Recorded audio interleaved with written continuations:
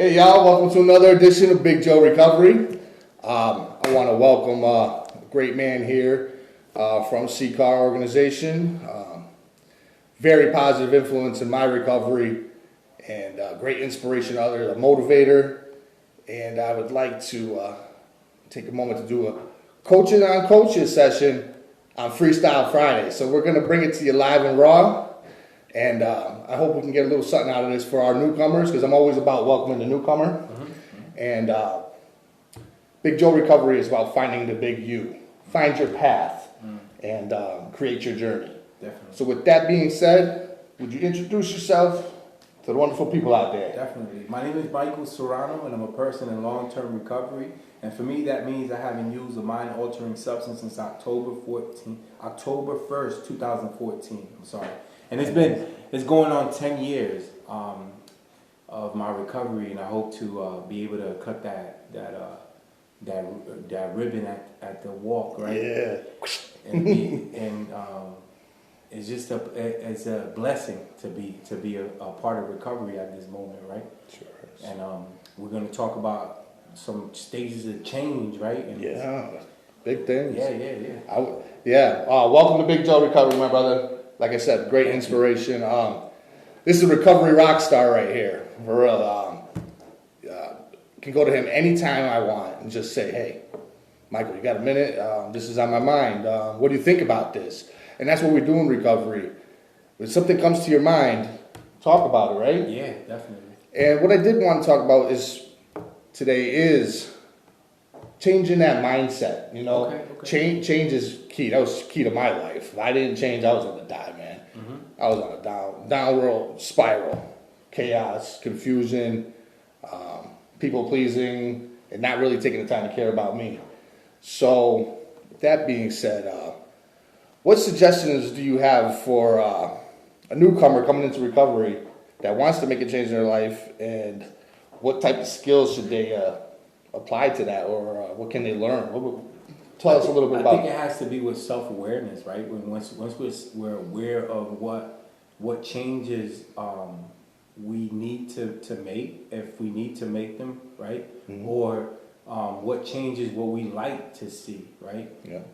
And again, like when I brought up just a few minutes ago about the stages of change, I think if you're aware of those stages, right, which is pre-contemplation, contemplation, preparation, action, and the maintenance.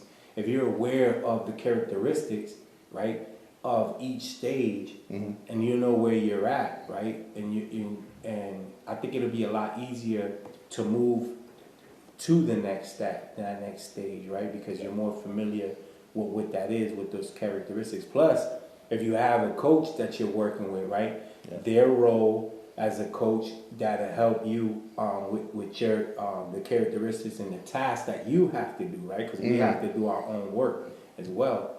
I think it goes hand in hand, and it strengthens our recovery a lot more. Strengthens the recovery.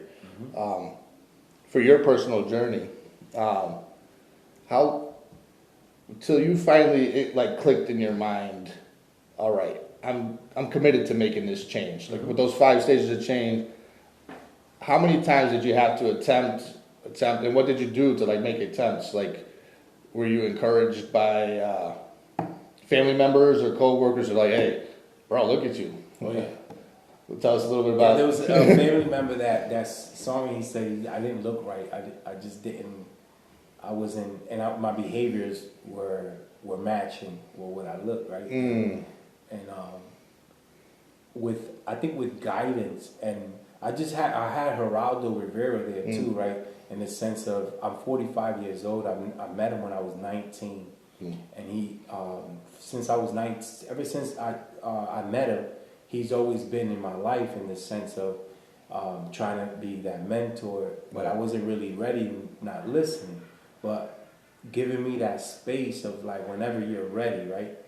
Of not trying to drag me or push me or tell me you should, right? Because as a coach, it's not good to shit on somebody because you make a mess, right? Especially if you shit on yourself. And it was whenever you're ready, and then when I was ready, what do you want to do, right? And showing me the ropes in the center and doing this and that, but at the same time,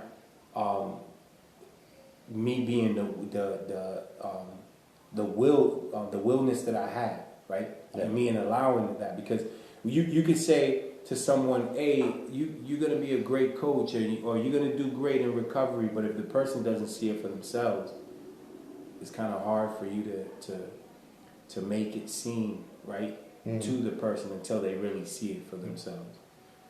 It's almost like self-care. Like if you don't care about yourself and take care of you, you can't help anybody else, right? Well, you look at it. If you let's say if you're a person that's sick, right? And let's say you have the flu, and it hits you so hard that you're in the bed and you're in bed, right? And then somebody else calls you up and says, "Hey, I got the flu as well. Can you help me?" Like, how are you able to help that person if you are sick as well? But I think if you when you start getting better, right, and then there's ways of helping individuals. Sometimes you don't even have to be present to help the person. That's right? true. Like a text, Very you true. can send a text to somebody and just say, "Hey, I'm thinking about you," or sending an affirmation, like a positive affirmation to someone, right? And they might have needed it for that moment. You don't have to be present at the moment. You just send them the text. They could be across country. I say all the time, it's the little things that count in life. Oh, yeah. You know, especially when you start to gain some time under your belt and you see that people are genuinely caring about you. And that's what I noticed here at CCAR.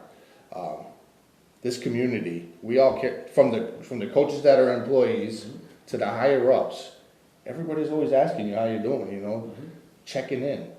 That makes a person feel good, because I know for myself, I was self-sabotaged this crap out of myself. And to actually hear it and see it, if you hear it in the voice, you feel it, that means so much to me. So our staff meetings, Phil Valentine, he always brings up, like, he brings it up like twice a year, where he'll ask us, like, what is the culture, right? What culture do you want to work in? What's the culture you want to see at your organization, right? And I always look at it as, you can use that with the people that you coach, right? If you're in a coaching session, you can ask that person, what does recovery look like to you, right? And what do you want it to look like, right? And then have that conversation with someone. And especially if that person is in pre-contemplation or contemplation, having that conversation. It's a tough one. Yeah, it is a tough one. But at the same time, what you're doing is dropping a seed. That's all you're doing, right? And that soil, which is the resources that we have out, right? It matters, because if we plant a seed and the soil is no good, it's not going to grow. Nah. And the seed is what I'm saying is the person, right? Yeah. The soil is the resources out there, and it comes with another type of resources, rain and nutrients. Sun. The sunlight and the rain. So those are all different. I'm not saying that the person is a plant, but at the same time, let's say if the person needs help, right? Yeah. A resource for that person could be a detox, right? That first initial what you need in a moment. That first initial recovery. So now that's the soil. You talk to that seed, right? And then you drop them in that soil, right? Now you're just hoping that soil gets watered, gets maintained, and you're hoping that the people that you referred the person to, and they're going over there, that they take care of that person. They water the person. They make sure that person gets enough light, right? Yeah. And then the person comes out a little stem, a little bit, right? But then when the magic comes out, when they come out and they maintain their recovery, and they're special, they just blossom, right? That's that transformation part. Helping transform people. Yeah, what with the transform people. That's right. So I'm a person that's transformed, and I'll help somebody else to transform. It's amazing. It's a great process. Is there anything you would like to shed some light for maybe somebody in that contemplation stage, or maybe still in pre-contemplation? Anything you could say to the viewers that little extra encouragement to like get that feeling back to life, being the person you were meant to be?